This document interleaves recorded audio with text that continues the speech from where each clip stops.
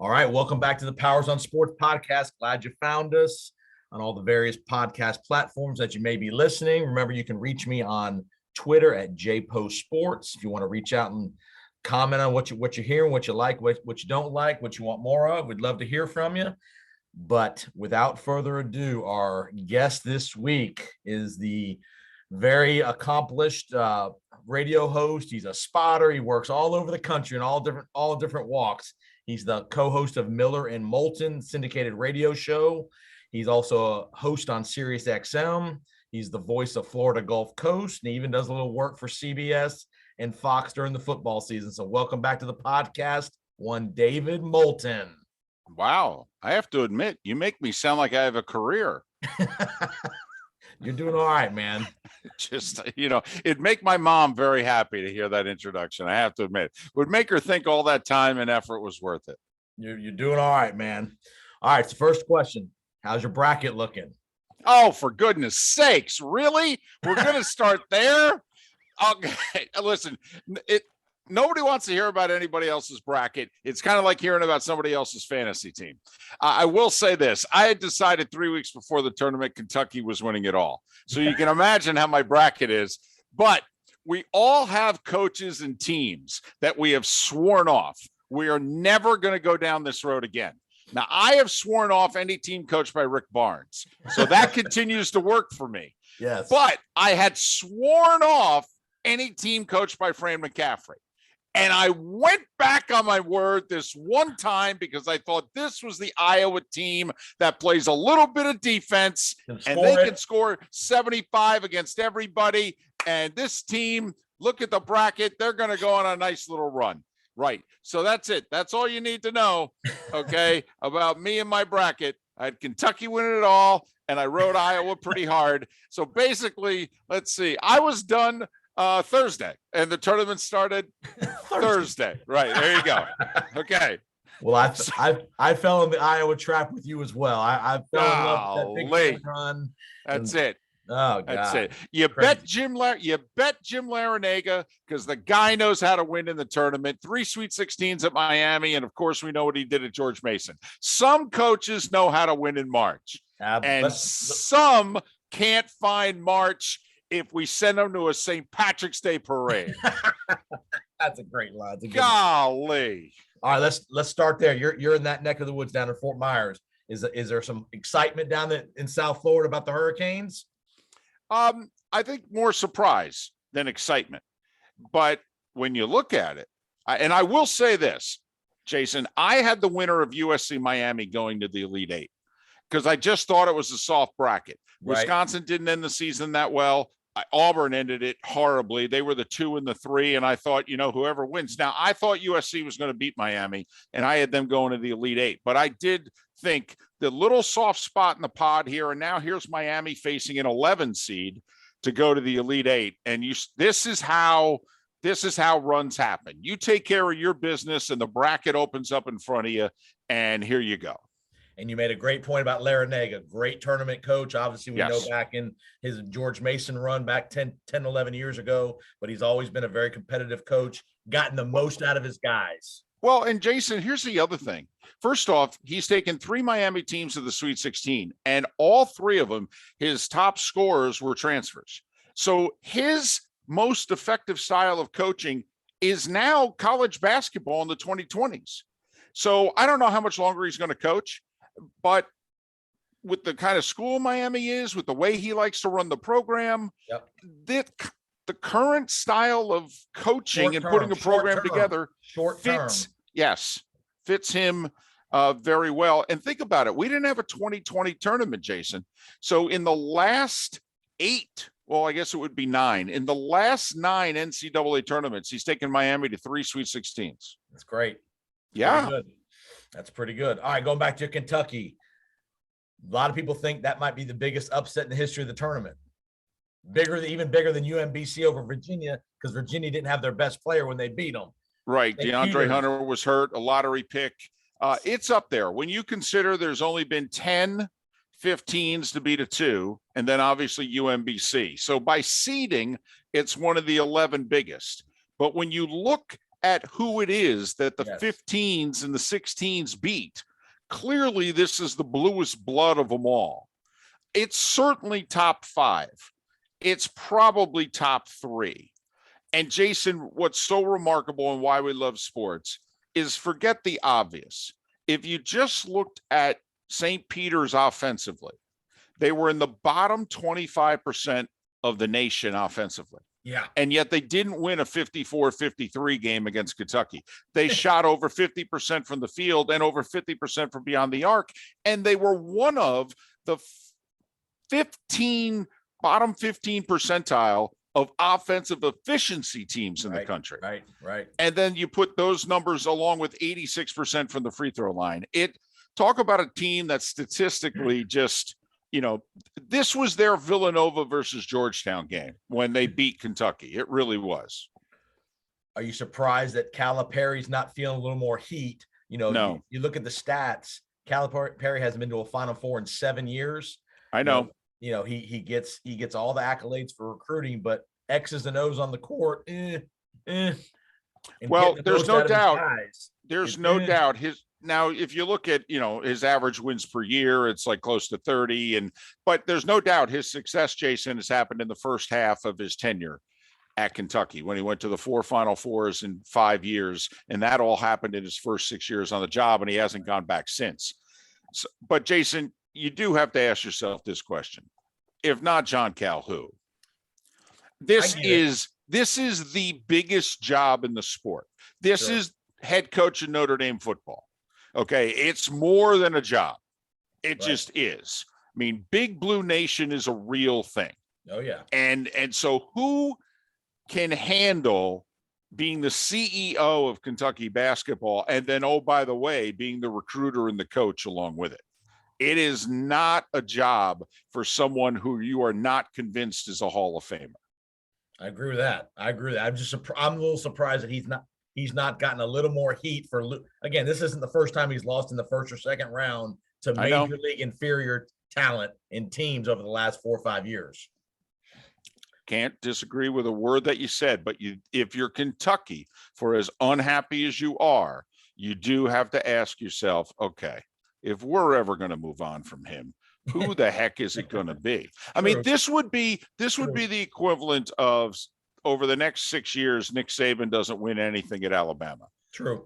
And doesn't come super close to, and then you're going, okay, we're getting, that's great. But now who? And, seriously, because now you might say Dabo because he's from there and all that, but you know what I mean. Right. I mean, you're thinking of replacing John Calipari? That ain't a Billy Gillispie job. No, I mean, you need to find the next Bill Self is what you need to find. Or you Jay need to Wright, find a guy like Jay Wright. Totally. Yeah, you need to find a guy in his 40s that you're convinced 15, 20 years from now is going to be like the dean of college basketball. Let's go to Juwan Howard in Michigan. What were your thoughts when all that stuff happened a month or so back? Do you think he should have been able to coach the rest of the year? I didn't. I thought he should have been suspended for the remainder of the year, however many games that ended up being. But they've made a nice run. They've got Villanova. Just your thoughts on Michigan and Juwan Howard. My recommendation was rest of the year. Certainly, see, I didn't want to put it. That's not true. I was fine with him coaching in the NCAA tournament. I didn't think he should be coaching in the Big Ten tournament because I didn't think he should be on the sideline if Michigan played Wisconsin again. Right. So maybe my caveat would have been he could coach in the Big Ten tournament unless they play Wisconsin. All right. As crazy as that sounds. Right. By the way, last 10 years, NCAA tournament. You know how many schools have won more tournament games than Michigan in the last 10 years? Not many, less than a handful. Gonzaga. Wow. That's it. Gonzaga. And Michigan has been the Big Ten school that has consistently delivered in the tournament in the last 10 years. And they got players. They've never been a shortage for players at Michigan. Never been a shortage. No question about it. Is CBS begging for Saturday night about 9:30? Duke Gonzaga prime time? Yeah, I'm sure they're a little disappointed that they're not actually in the Friday Sunday bracket. I think they'd love for about 7 o'clock Sunday to have Duke in a region final. Duke Carolina have never played in the NCAA tournament. They came Right. a game away Right. from playing in the 91 championship game. Right. All right. But Duke did their part, but Carolina was favored and lost to Roy Williams in Kansas. Mm-hmm. But they're 2 wins away from meeting in the Final Four. I don't think it'll happen. In fact, I think Duke has a better chance of losing to Texas Tech than they do of getting to the Final Four. But we'll say Hubert Davis playing 6 guys, but he's got at least 3 pros amongst those 6. Yep. And when we look back at this Carolina season, Duke did them the biggest solid in the world by humiliating them in Chapel Hill in February. And since then, it took them a couple of weeks to get their bearings, but the last 2 weeks of the regular season, conference tournament, here we are. They're playing to their talent. No doubt about it. No doubt. Like you said, give Duke and Gonzaga both credit because they were both on the ropes in round 2. Memphis had Gonzaga down double digits and Duke down 5 with about 5 minutes to go against Izzo and Michigan State. So give both those programs and those coaches credit for getting their guys back in the game. And you got to admit, a lot of pressure on the players from Duke. I mean, they're not just playing for themselves now. They've got Coach K's career on their shoulders when everybody that they know wants it to continue. Who do you think wins it all? Not Kentucky. Not Kentucky. No, not Kentucky. I guess at this point, you know what? Lately, we've had teams that haven't win in a lot of sports. So you know what? Give me Arizona. A Pac-12 team hasn't won it in 25 years, and it was Arizona in 97. So what the heck? They had their second round scare. They did. Should have lost. That was a foul at the end of regulation. The TCU kid should have gone to the line to win the game. But hey, they got through it, just like they got through a first and second round scare the year they won it. I got you. I got Gonzaga, but I got Arizona in the final with Gonzaga. So hopefully it's one of the two will win their first title in a long time, first ever for Gonzaga potentially. And also Arizona's head coach was Few's right-hand guy for over 20 years and took the Arizona job this year. So that would be something. That would be. All right, let's transition to the NFL. Did you know John Clayton at all? Yes. In fact, I did a few shows with him at Sirius XM. Went up to him and introduced myself to him 2 years ago. Yeah. Was it 2 or 3 years ago in the NFL playoffs? We were both at a game in Green Bay, Seattle at Green Bay, and he was sitting over by himself having coffee in the hotel lobby. And I went over and introduced myself and tried not to embarrass myself to say, you know, I'm one of those that, you know, have watched you from afar, big fan. We actually did a show together. You know, blah, blah, blah. So, yeah, I did a few shows with John Clayton on Sirius XM. Yeah, good guy. Terrible loss to the NFL profession. Well, Clayton for the NFL, I think, was Peter Gammons for baseball in terms of the tremendous writer. Nuggets. Who then, you know, Will McDonough was the first. Right. Boston Globe, NFL on NBC and all that.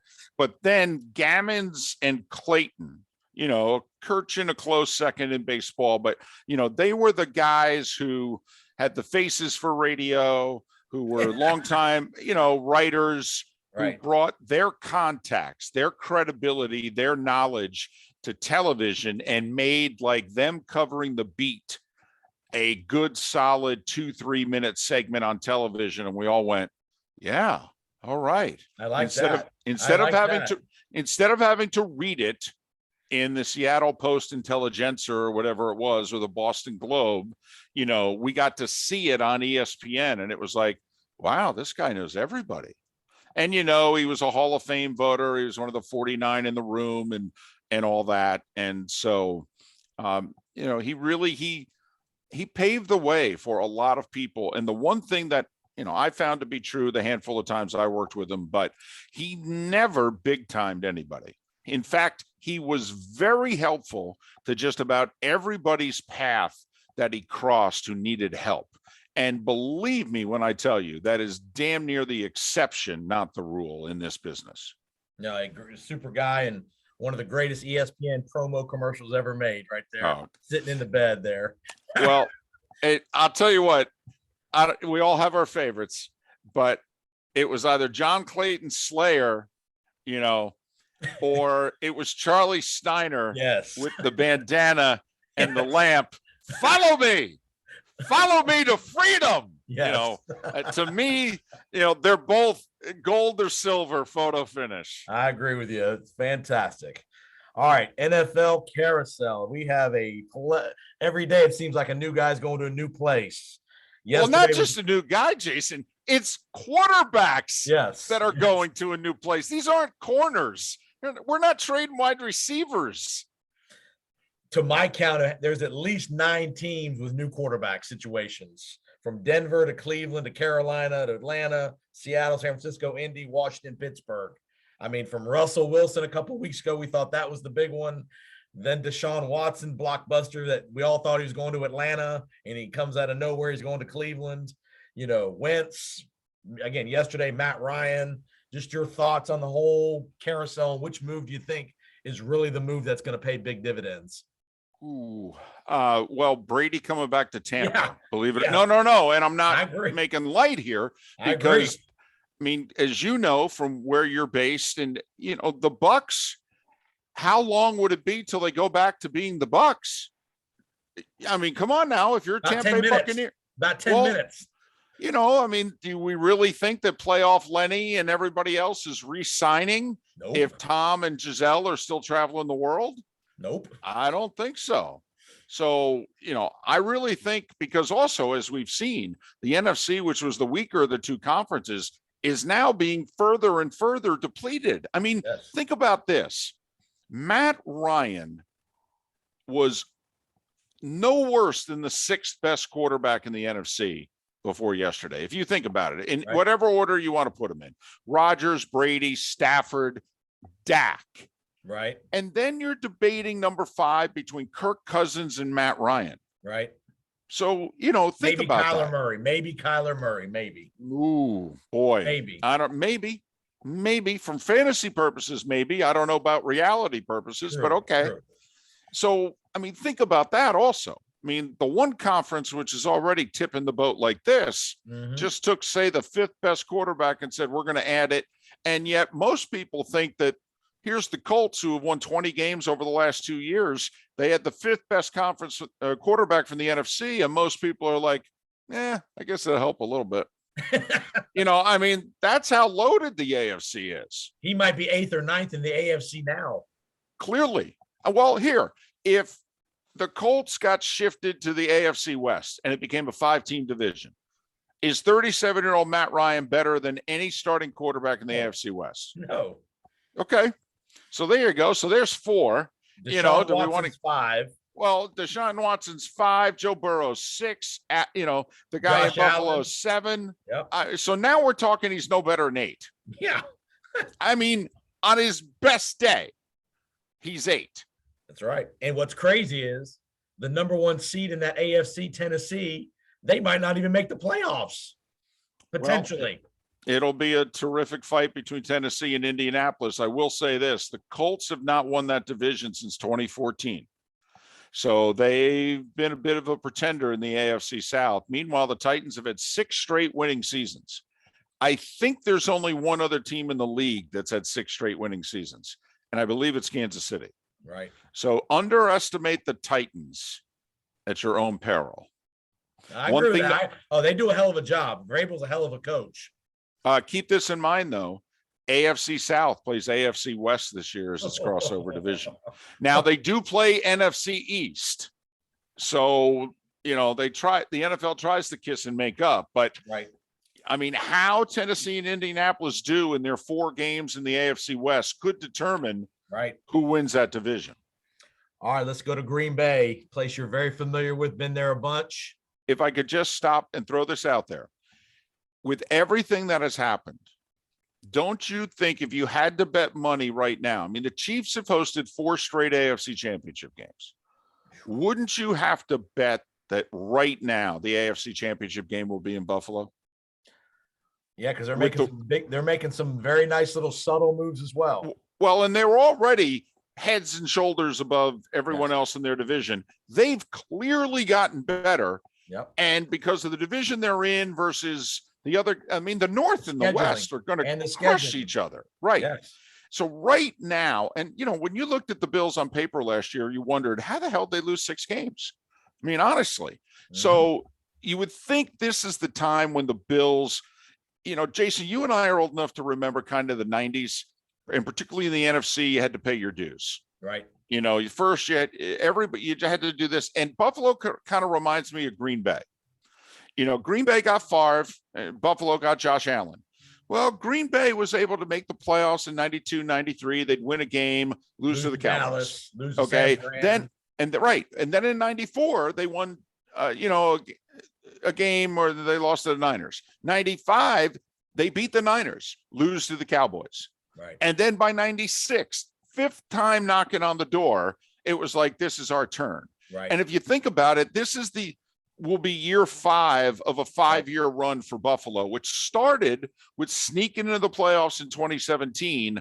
And now they've been knocking on the door. Yep. And Green Bay was what in 96? The number 1 seed. They made sure that everything went through Lambeau that year. Right. And I kind of have that feeling right now about Buffalo. You're like, I know that conference is brutal, but Buffalo may just put themselves here and let everybody else destroy each other. It's like the Pistons in the NBA when they finally climbed the mountain. They got over the Celtics and then the Lakers, right? Yep. And the Buffalo's lost some heartbreakers too. It's not like they've been blown out in the playoffs. They've lost some heartbreakers. They blew, all the way back to blowing the big lead in Houston a few years back in the playoffs as well. All right, Green Bay. A-Rod comes back. Everybody thinks, everything's going to be good here in Green Bay. And all of a sudden, because Aaron Rodgers, whether you want to believe it or not, takes all the money, doesn't leave enough for everybody else. And I know Davante Adams wanted to get out west, but that was a major blow to that team with Davante Adams being shipped out west. Well, they're not going to adjust to that right away. But I will say this. Rodgers, if you go back 2 years ago, Jason, he had no rapport with anybody who wasn't named Davante Adams. Right. And he developed a little bit of rapport with Valdez-Scantling, and he made Bobby Tonyan a weapon. And he does such a great job of controlling a game at the line of scrimmage, a la Peyton Manning. I think they'll lose a few more regular season games than they have been. I don't think they go 14-3, 13-4 like they've been doing. I could see them winning that division at 11-6. Right. But I think by the end of the season that Rodgers, because he knows he has to, he's going to have to trust his young guys, endure some mistakes. He may throw a key pick 6 in a game when he thought the receiver was zigging and instead he zagged. Right. Okay. And he's the GOAT for a week and he's got to keep his mouth shut. But I think that in the NFC, they'll still win their division. They'll have a top 3 seed at worst, and they'll be there in the divisional round, and they'll still be a force. Remember, their defense, and I know they're losing a key player or two, but their defense in that playoff loss to the Niners gave up 212 total yards. Oh, played great. It's better than people think. And, there's no more excuses, though, for Aaron. There's nobody else left to blame. Nope. There's nobody else. I mean, say what you want in the playoff game. He had the ball he had the ball with 4 minutes to go, 10-10, and went 3 and out. Oh, no, he played badly. If that was his last game in Green Bay. You were there, correct? Yeah, no, I mean, and he had a receiver on a deep middle. Still running. Wide open, and he decided to throw it deep into double coverage to Davante. And if he throws it over the middle to the guy, he would just normally go, oh, he's open. All right, that's a 30-plus yard gain. They're out near midfield. They probably drive down, and they kick the field goal at the gun to win. So, yeah, he did not play well in the second half. He played like he had the weight of the world on his shoulders. The one guy we all thought was going to have all the leverage and all that going into the offseason, one Jimmy Garoppolo, still without a home. Where do you think he ends up? San Francisco. And I think the Niners look around and go, with Jimmy G, we think we can win a Super Bowl because we damn near did it last year. And we think we'll be better this year. And quite frankly, we can't win a Super Bowl with Trey Lance, at least not yet. Here's the other thing to remember about the Niners, and I understand it's a different regime, but 10 years ago when they made the Super Bowl, Alex Smith took them to the NFC title game the year before. They brought them back. Yep. And a second-year quarterback named Colin Kaepernick came off the bench mid-season and supplanted Alex Smith and took him to the Super Bowl. Now here it is, Jimmy G, NFC title game last year, second-year quarterback in Trey Lance, who, by the way, they gave up a lot more to get than they did Colin Kaepernick so many years ago. So I think they start with Jimmy G. He doesn't play 17 games hardly at all. So Trey Lance is insurance. Yep. And quite frankly, Jason, he's $24-25 million, which for a quarterback is affordable. Very. So, and if you're the Niners, all right, now that everybody's made their moves, I mean, what are you going to do? Send them in the division of Seattle for a fourth-round pick? Send them to Carolina for a third? I mean, why don't you just keep them and try to get back to the Super Bowl? In worst case scenario, if Trey Lance plays great the first 6-7 weeks, you trade Garoppolo at the trade deadline to somebody that needs somebody. You could, or you could just keep him as the backup. And I believe if you were to lose him in free agency, you'd probably end up with a compensatory pick down the road, which would be similar to probably what you'd get for him now. Right. Great point. And plus, if Lance doesn't work out, and if you're going to go with Lance, he's the best insurance policy in the league. Well, listen, if Garoppolo's not dealt here by the draft, I think they're going with Garoppolo. Jason, I know this for a fact. The guys love him. He is the unquestioned leader of that team and the room. Wow. Trey Lance not only has to overcome him on the field, he's got to overcome him in the huddle and in the room. Right. It will be a big setback to the Niners if Jimmy G is just dismissed because, well, it's Trey's turn. The veterans are like, not yet. It's not. All right. You listen to the Powers on Sports podcast. I'm Jason, along with David Moulton, co-host of Miller and Moulton syndicated radio show, Sirius XM host, Florida Gulf Coast. How about your Florida Gulf Coast Eagles? Your ladies getting to the second round of the tournament. Third time ever. They're still a little small. They're still a little too, pat them on the head, little engine that could, but they play a unique style. They're an analytics team in which all they do is shoot threes or layups. They nothing in between. And he's coached this way for 20 years. He was well ahead of the curve. Wow. If you love analytics, basically how most NBA teams are trying to play. Yeah. That's how this little school in Southwest Florida plays basketball. If they want to get to the highest level, they need some better players, but they're winning about 27 to 30 games every year on their own. That's not too bad, but it was a rough college hoop season in the state of Florida, though. It really was. It really was. All right. Best new coaching hire in the league. You got McDaniel, you got Eberflus, you got Dayball, you got McDaniels in Vegas. What coaching hire do you really think, hey, that this team can make a big jump this year?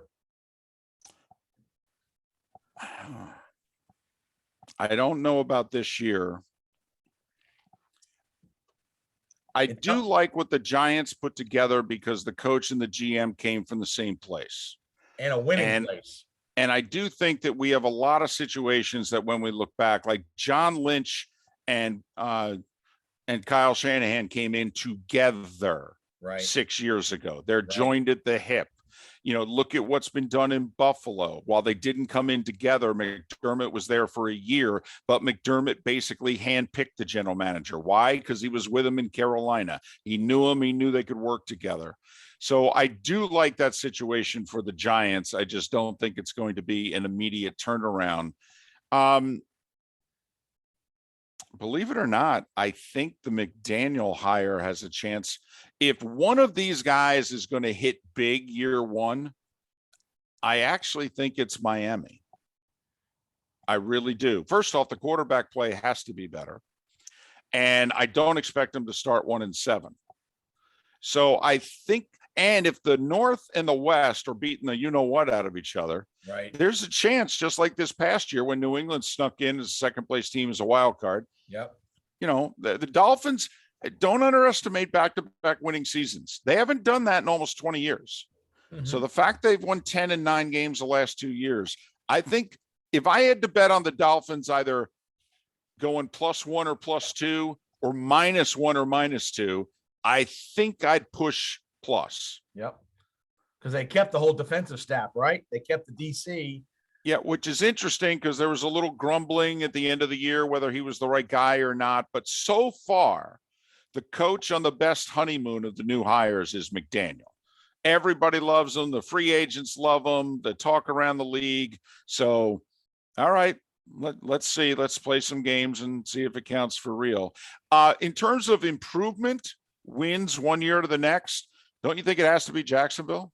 You would think. I mean, if they go from 2 to 6, that's going to be tough to beat. Yep. No, you're right. That's just getting all that odor out of the room, all that stench is probably going to be a massive improvement for that. And I think you're right. I think you'll see Trevor Lawrence, his mind open and just the freedom of not feel like he's being suffocated. I think he'll play much better in year 2. Eli Manning's rookie year, he was inserted midway through the season. He lost his first 6 starts. Final game of the year, they played the Cowboys at home. He played really well and they won. Yep. Next year, they win 11 games in the NFC East. Yep. I'm not saying Trevor Lawrence and the Jags are going to win 11 games in the South this year, but Trevor had a rough rookie year. Last game of the season against the Colts, they changed things up. All right. The interim head coach didn't call the plays. He let Brian Schottenheimer call the plays. And instead he just coached. And Trevor Lawrence was a different quarterback. And he had his best game of the year. And they pounded the Colts. And they go into the offseason. And now he's going to have better players around him.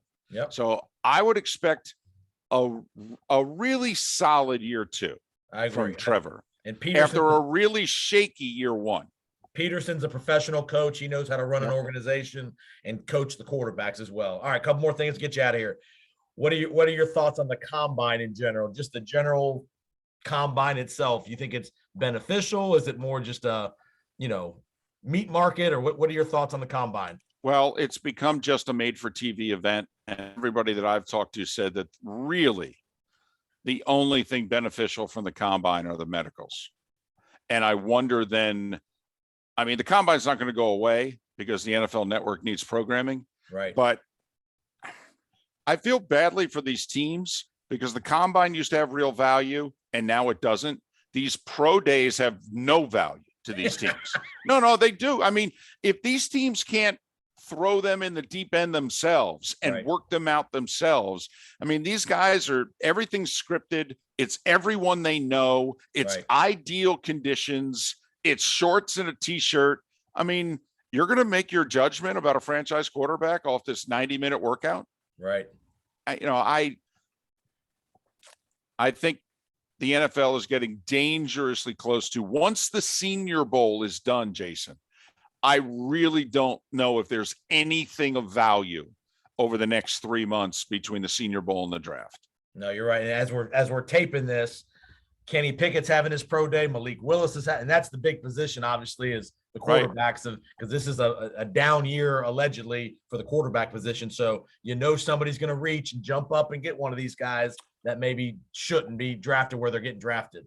Well, at this moment in time, Pickett will be the first quarterback taken. Willis will be the second, and Ritter from Cincy will be the third. And the folks I talked to just today think that there will only be 3 quarterbacks taken in the first round. But Jason, let's just very quickly think about what a crapshoot this is. What was it, 4 years ago? Baker goes 1. Yep. Sam Darnold he's, give it an hour. He'll no longer be with the team who drafted him first overall. Right. Didn't get a second contract from the team that drafted. Sam Darnold lasted 3 years with the team who traded up to draft him third. Josh Rosen, complete bust at 10.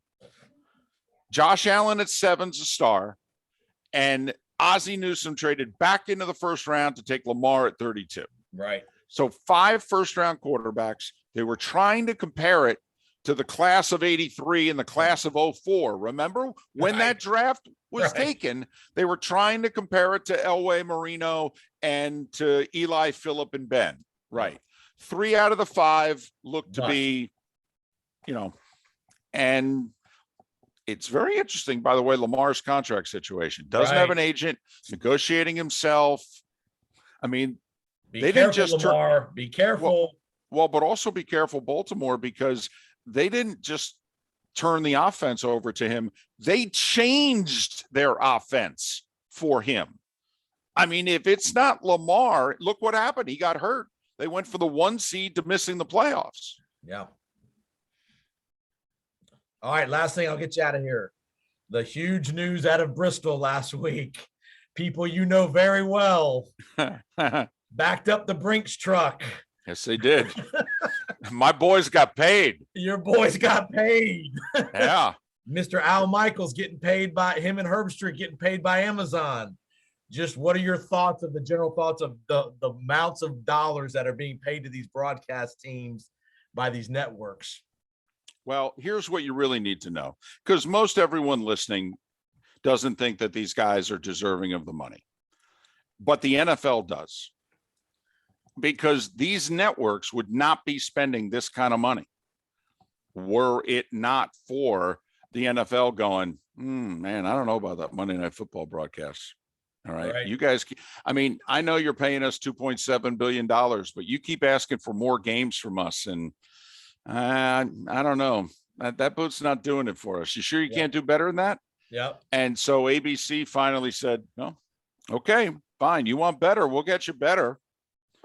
You know, power of negotiation. Well, Jason, when you think about it, if you're spending $2.7 billion just to have the rights to broadcast the game, you know, let's divide 33 million in, which is Joe making 15 and Troy making 18. That's reportedly what they're making. Take 33 million and tell me what percentage it is of 2.7 billion. Well, quick math, 270 million is 10%, 27 million is 1%, right? Right. So about 1.25. So, you know, 1.2, you know, is my math right? 2.7 billion. Pretty close. 270 million be 10. So 27 million. Yeah.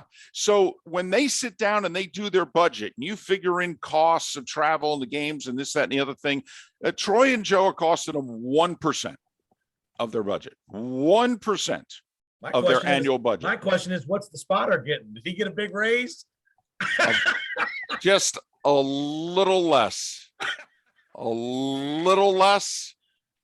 Can we break some news? Are you going with Troy and Joe? Oh yeah, I'm definitely be with Monday Night Football. The only question is there any room left for me at Fox on any of the crews? And it doesn't look like it. So so my 2 games a week will go from Saturday, Sunday to Saturday, Monday.